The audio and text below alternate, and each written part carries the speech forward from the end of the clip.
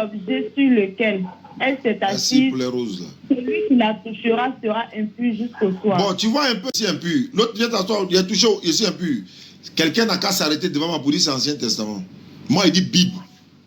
Bible là, c'est pas Bible. Bible, c'est Bible, non? Oui. Est-ce que c'est Ancien Coran? Ou bien c'est Bible. On dit Bible. C'est dans la Bible. Si c'est la parole de Dieu, toute la Bible là. Voilà ça qui est là. Maintenant, on est dans Lévitique. Non, prenez-moi Lévitique chapitre 12, verset 1er et suite. On est dans Lévitique 15, reviens 3 pas en arrière, 12. Lévitique 12. Verset 1er et suite. Verset 1er jusqu'à 6. Non, jusqu'à 6 là-bas, voilà. Ok. L'Éternel parle à Moïse et dit. L'Éternel parle à Moïse et dit. Parle aux enfants d'Israël et dit. Lorsqu'une femme deviendra enceinte et qu'elle enfantera un mâle, elle sera impure pendant 7 jours. Elle sera impure comme un temps de son indisposition menstruelle. Le 8e jour, l'enfant sera circoncis. Luc 2, 21. Elle restera encore 33 jours à se purifier de son sang. Elle ne touchera aucune chose sainte. Elle n'ira point au sanctuaire jusqu'à ce que les jours de sa purification soient atteints. Bon, on va s'arrêter sur ça. Tu vois un peu, quand une femme accouche, que ce soit en islam, parce que l'islam et la pratique juive là sont un peu proches, parce qu'ils ne mangent pas le porc, nous on ne mange pas le porc, ils ne boivent pas l'alcool, on ne boit pas l'alcool, ils ont un seul Dieu, on a une seule divinité, etc., etc. Les juifs même disent, un juif peut rentrer dans une mosquée, faire sa prière, puis partir, c'est valable. Mais s'il rentre dans une église là, il doit jeûner au moins 1 mois ou bien combien de jours, il va se laver et tout ça là, parce qu'il va devenir impur. Ah, donc on veut même que toi maintenant, où tu es là, qu'est-ce qui t'empêche à devenir musulmane? Qu'est-ce qui t'empêche? Il faut dire une seule chose. Il va te donner la réponse, bismillah. Allô, ça. Oui. Elle me fatigue avec une question tous les jours, presque tous les jours, quand je lui parle de l'islam. Aujourd'hui, là, on finit avec ça une bonne fois. Elle dit. Oui. On dit que le Coran est descendu pour une bonne cause, genre pour nous guider. D'accord. Mais comment se fait-il qu'on utilise le même Coran pour faire les maraboutages, pour faire du mal? Genre une femme à son co-épouse comme ça, il va aller voir un marabout quelque part là-bas, se faire battre. Les gens ils vont battre la femme, peut-être ils vont rendre fou l'enfant de la femme, ou bien ils vont rendre folle la femme, tout ça. Que c'est chez nous que ça se voit, chez eux, que ça n'existe pas. Bon, donc, comment moi je peux définir je suis là par la grâce. Je ne vais pas rentrer chez eux. Je reste chez nous. Parce que c'est de chez nous, il s'agit. Voilà. Chacun connaît son milieu. Voilà. À nous, chez nous, là, ceux qui font ça, là, c'est pas dans le Coran. Il n'y a pas verset dans le Coran, on prend pour faire du mal à quelqu'un. C'est des féticheurs. Il ne faut pas confondre féticheurs, charlatans et puis marabout. Vous appelez tout marabout, marabout, marabout, marabout. Marabout, c'est le maître coranique, maître enseignant. Lui, il enseigne le Coran, il enseigne les tafsirs aux gens. Il nous enseigne aujourd'hui dans l'islam. Ça, c'est un marabout, maître coranique, maître enseignant. Féticheur n'est pas musulman. Charlatan n'est pas musulman. Ceux qui s'en vont chez des personnes pour aller faire médicaments, pour le passer leurs rivales et autres là. Ça, c'est chez les féticheurs, ils s'en vont. C'est chez les charlatans, ils s'en vont. C'est pas marabout, c'est vous qui confondez tout. Vous appelez tout cela marabout. Tu vas à la mosquée, tu vas voir l'imam ou bien quelqu'un qui enseigne les enfants. C'est un marabout. C'est pas un féticheur.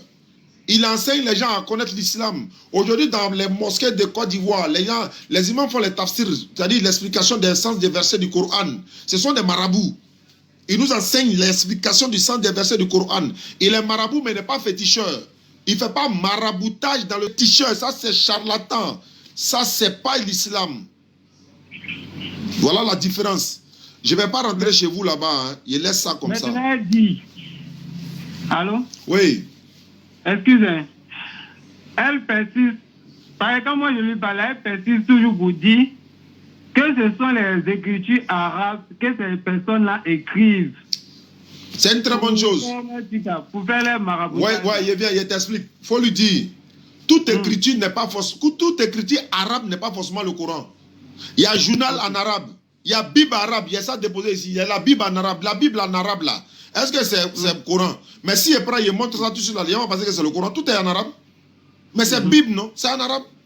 Il y a Genèse dedans, l'Exode, Lévitique, le Nombre, le Deutéronome, 1 Samuel, 2 Samuel, 1 roi, 2 rois, Ézéchiel, Ésaïe, Psaume, tout ça là, ça est dedans.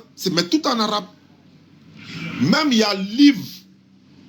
C'est-à-dire que livre haram en arabe. Et puis ce n'est pas tous les arabes qui sont musulmans. Il y a arabes chrétiens. Il y a église en Algérie, il y a église au Maroc, il y a église en Tunisie. Aïe! Ou bien? Donc quand tu vas en Algérie, Tunisie, Maroc et autres là, Égypte là, quand tu vois l'église là, tu as dit quoi? C'est des musulmans chrétiens quoi? Non, c'est des chrétiens, mais ils sont arabes. L'arabe n'est pas la religion musulmane, mais c'est l'islam. L'islam c'est universel. Tout le monde est dedans. Il y a arabe, il y a malien, il y a burkinabé, il y a sénoufo, il y a tout dedans. Il y a chinois, il y a américain, il y a anglais, il y a tout le monde est dedans. Il ne faut pas faire l'amalgame, ma soeur. Voilà. Alors, ça répond aux questions de mes frères qui sont là en même temps. Voilà pourquoi il dit un peu pour éclairer tout ça là. Oui, allô? Alhamdulillah, Dieu merci. Elle est là. Ma soeur, qu'est-ce qui t'empêche à devenir musulmane? Aujourd'hui là. C'est aujourd'hui. J'ai une seule question. Vas-y. Une seule question qui est là. Vas-y. Par rapport à la... où le Coran dit que Jésus n'a pas été crucifié là. Oh. Je voulais savoir si c'est aussi mentionné dans la Bible. Bon. C'est sur ça qu'on va terminer. Et puis, Inch'Allah, tu vas te convertir en islam, Inch'Allah. Ma soeur. Première question. Comme tu dis, Jésus est crucifié. Je t'ai montré dans Gala tout à l'heure, on dit, celui qui est pendu est une malédiction. Ça, c'est la Bible. Parce que la Bible dit, dans 1 Corinthiens 15, je crois, verset 14 et suite, si Christ n'est pas ressuscité des morts, notre foi est vaine. Nous avons... Non, je vais citer ça comme ça. Parce que les chrétiens, voilà, leur foi est basée sur la mort et la résurrection du Christ. Ça, c'est leur droit. On ne peut pas les empêcher. Moi, je dis à ma soeur ici, je m'adresse à ma soeur, ça ne concerne qu'elle et moi. Dans la Bible, là, je vais te montrer que Jésus n'a pas été tué ni crucifié. Je vais te donner, il y a près de 15 versets pour démonter ça, mais je vais te donner 2 ou 3 ou 4 seulement pour m'arrêter là, Inch'Allah. Ma soeur, première question. Est-ce que Jésus peut demander quelque chose à Dieu, Dieu va refuser de lui donner? Non, non. Jésus a demandé dans Matthieu 26, 39. Première ouverture. Ouvre la Bible. Matthieu 26, 39. Matthieu 26. Verset 39. Matthieu est dans le Nouveau Testament. Ouais, c'est le nouveau. Matthieu 26, 39. Matthieu 26. 39. 39. Nous y sommes. Matthieu 26. Ayant fait quelques pas en avant. Puis ayant fait quelques pas en avant, il se jeta sur sa face et pria ainsi. Mon Père, s'il est possible que cette coupe s'éloigne de moi, toutefois, non pas ce que je veux, mais ce que tu veux. Jésus demandait quoi ici? Qu'est-ce qui n'a qu'à s'éloigner de lui?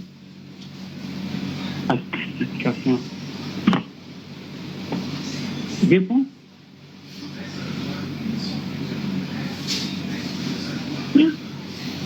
Jésus veut que qu'est-ce qui s'éloigne de lui ici?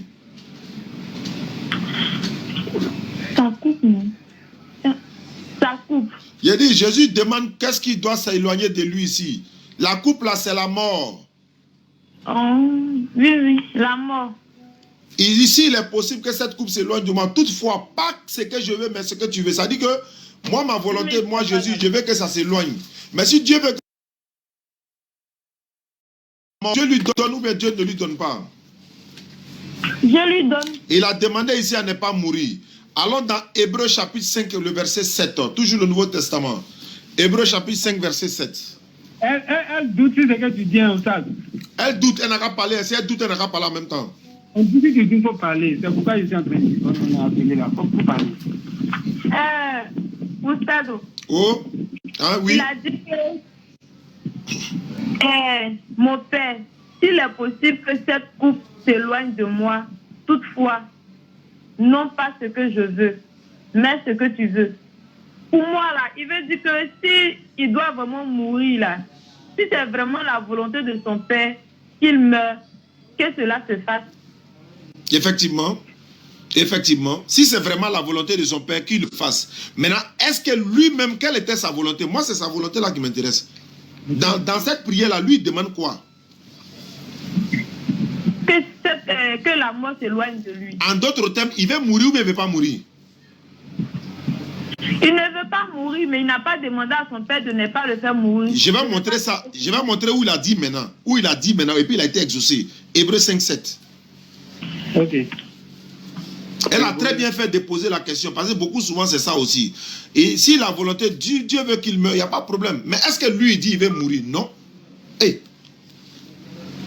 Connexion finie. Ah, ils ont appelé, il ne peut plus retenir le numéro là où... Il a reçu tellement d'appels que je ne retrouve plus le numéro. Bon. En attendant qu'il rappelle. Total. C'est express. Hein. Ah oui, c'est bon. Mais il y a les capsules même finies. Ah, t'as dit, ouais. T'as moi, on peut s'entendre. Hein.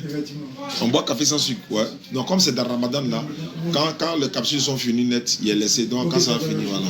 Allô? Oui, allô, Zaz. Oui. Voilà, nous y sommes. Excusez, ça a coupé, mais on revient. On est là. D'accord. Donc, Hébreux 5, 7. C'est dans l'Ancien Testament. Hein? Oui, non, Nouveau Testament. Ok, Hébreux 5, le verset 7. Hébreux 7. Non, 5. Hébreux 5, le verset 7. Ok, Hébreux 5. 7. Hébreux 5, 7. 7. Ok, on y est.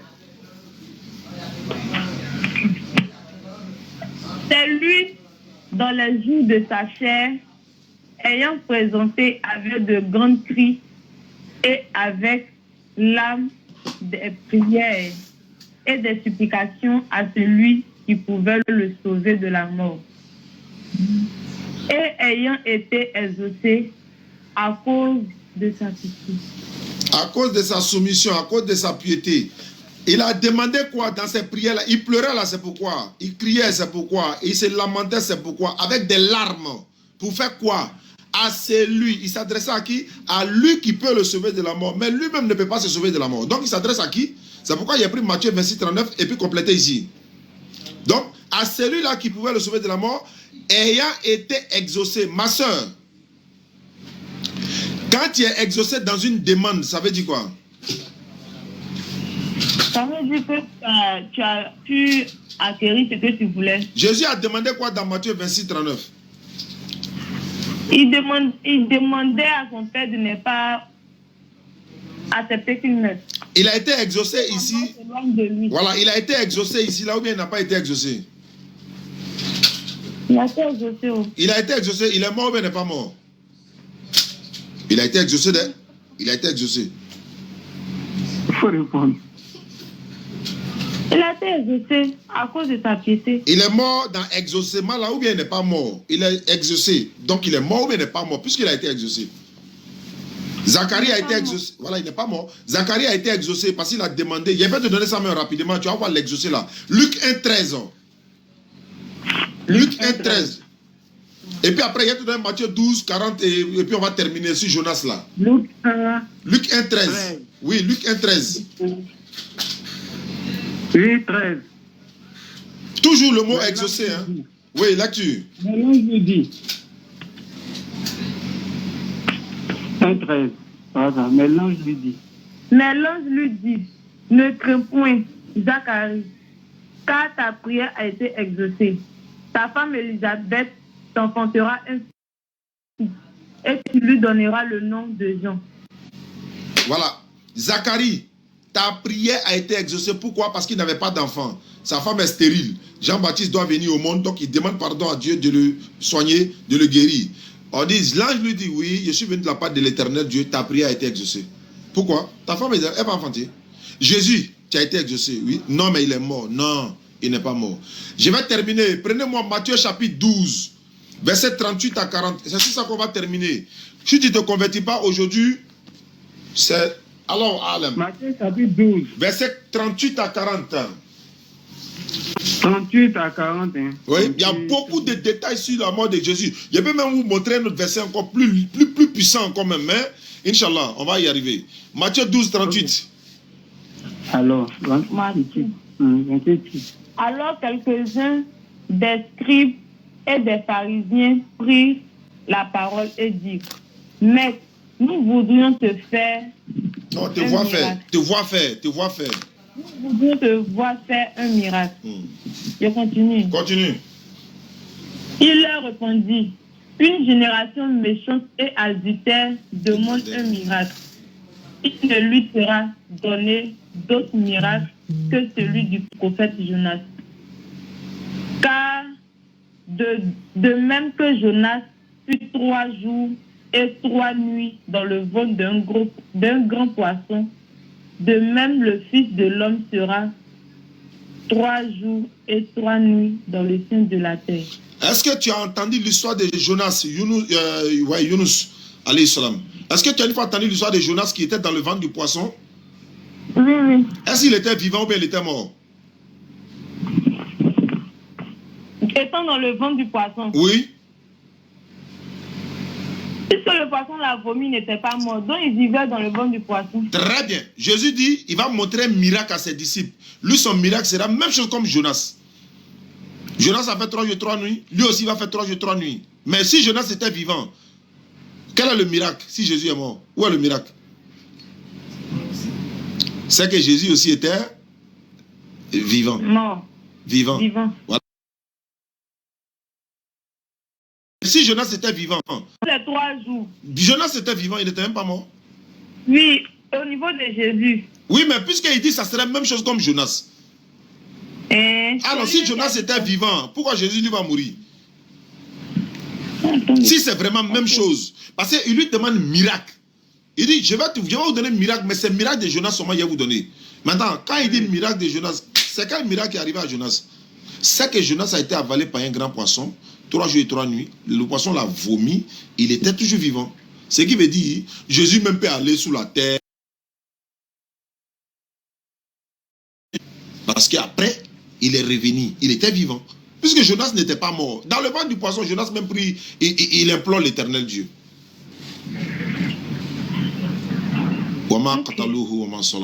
Il n'a jamais été tué, ma soeur, ni crucifié. Il y a beaucoup d'arguments. Hein. Il y a un autre dernier argument, Luc 24, 19 là. Cléopas et ses frères, ils étaient en train de marcher à Jésus. Ils n'ont même pas su que c'était lui. Eux, lui demandent, Jésus leur demande, mais qu'est-ce qui s'est passé ici? Il dit, tu es le seul qui n'est pas au courant de ce qui est arrivé ici. Jésus de Nazareth, un prophète puissant devant Dieu et devant les hommes, ils l'ont attrapé, ils l'ont crucifié, machin. Mais ils l'ont attrapé, ils l'ont crucifié, mais il est vivant.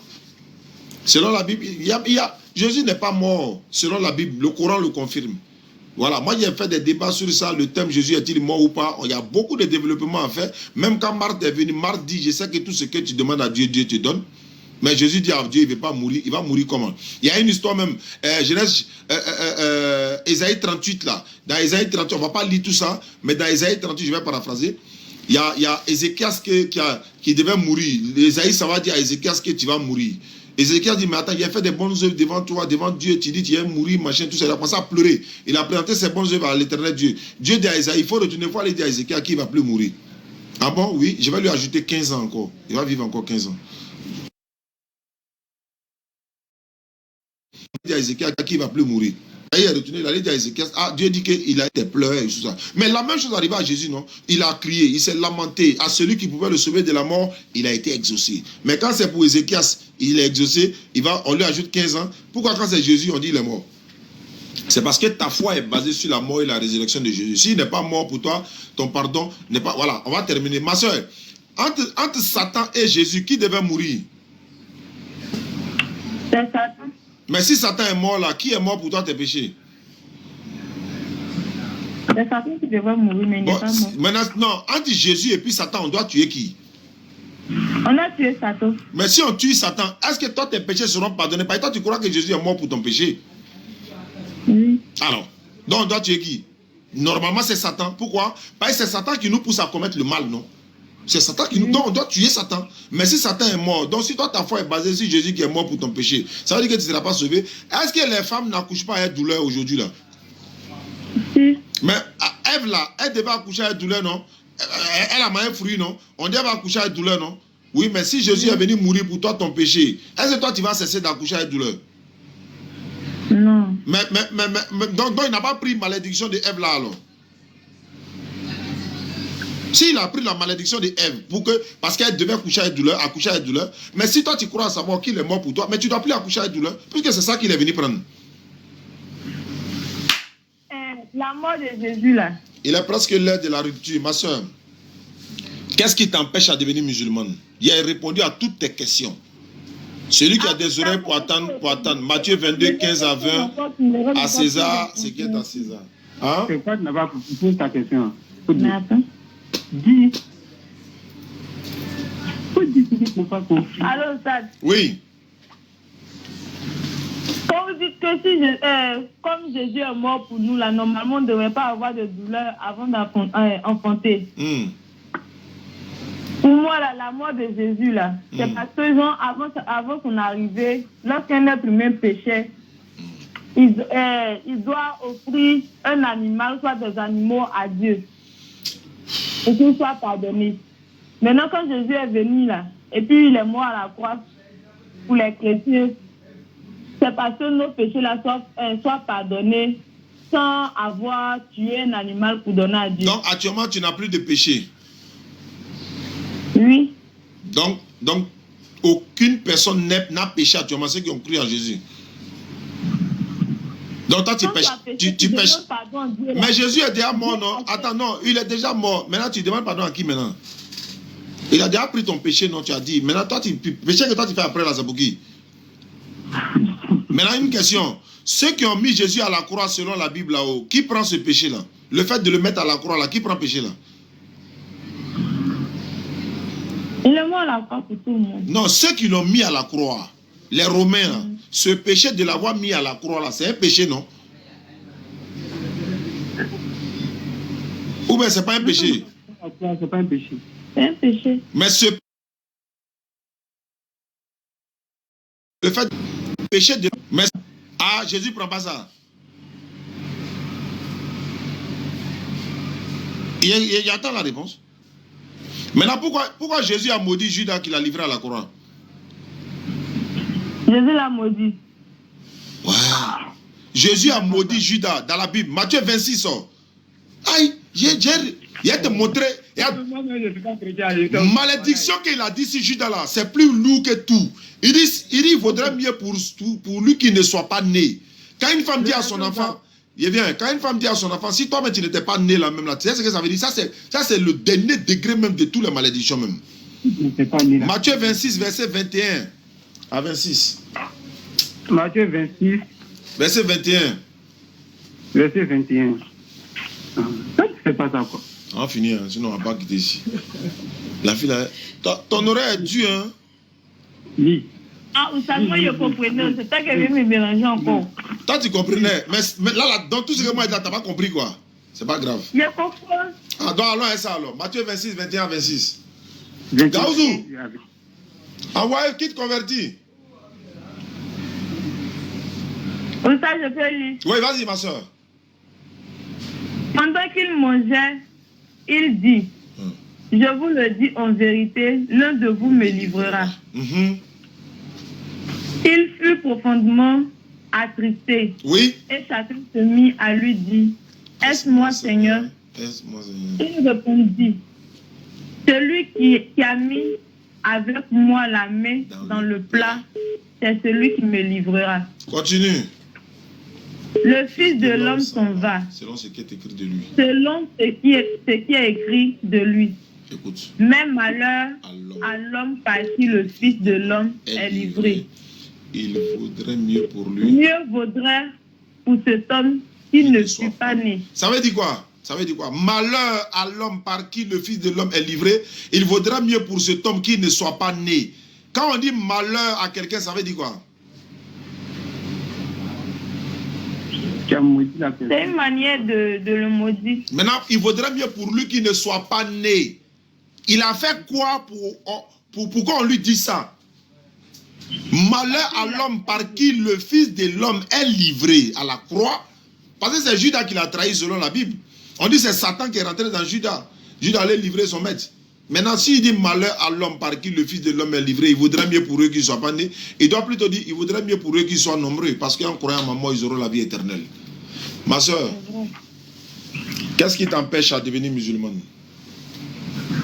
Pour ça, rien. Bon, il faut lever ton index et puis il faut répéter l'attestation de foi. On est dans le mois de Ramadan. Sans obligation. On dit sans obligation. Il faut parler. Non, il faut parler. Il faut lever ton index droit. Tu répètes l'attestation de foi. Allah te pardonne tous tes péchés sans croire à la mort de qui que ce soit. Tu seras pardonné. Une seconde chance te sera donnée par la vie, par Allah. Et dans la Bible, Jésus a dit, Matthieu 7, 13 à 14, la voie qui mène au paradis, c'est la voie la plus difficile. Beaucoup de personnes ne l'empruntent pas, mais celle qui mène à la perdition, c'est là-bas tout le monde veut partir. Dans la Bible, Luc chapitre 15, verset 7, Jésus dit, il y aura plus de joie dans le ciel pour un seul pécheur qui se repent que pour 99 justes qui n'ont pas besoin de repentance. Il faut lever ton index, il faut répéter après moi. Il faut dire Ashhadu.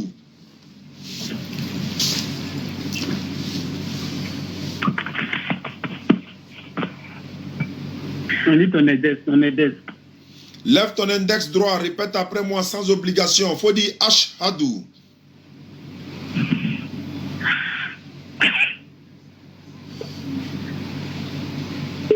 Ashhadu. Allah ilaha. Allah ilaha. Illallahu. Illallahu. Wa ashhadu. Wa ashhadu. Anna. Muhammadan. Muhammadan. Rasulullah. J'atteste avec ma langue. J'atteste avec ma langue. Je reconnais dans mon cœur. Dans le bonheur dans mon cœur. Je reconnais. Je reconnais dans mon cœur. Il n'y a pas de divinité à part Allah. Il n'y a pas de divinité à part Allah. Et Muhammad est son messager. Et Muhammad est son messager. Jésus-Christ est le messager d'Allah. Jésus-Christ est le messager d'Allah. Takbir Allahu Akbar. Ma soeur, je te fais une promesse. Après le Ramadan, j'irai au village, Inch'Allah, pour faire au moins 10 jours de me reposer un peu, me cacher un peu des réseaux sociaux et tout ça. Je vais m'arrêter à Boaké, Inch'Allah. Je vais m'arrêter à Boaké, te rencontrer, faire une photo avec toi, te remettre ton kit converti main en main. Inch'Allah, composer des tapis de prière, le Coran en français, un voile pour toi, un bazin que l'âme Yara a donné, un autre document, comment faire la prière, et puis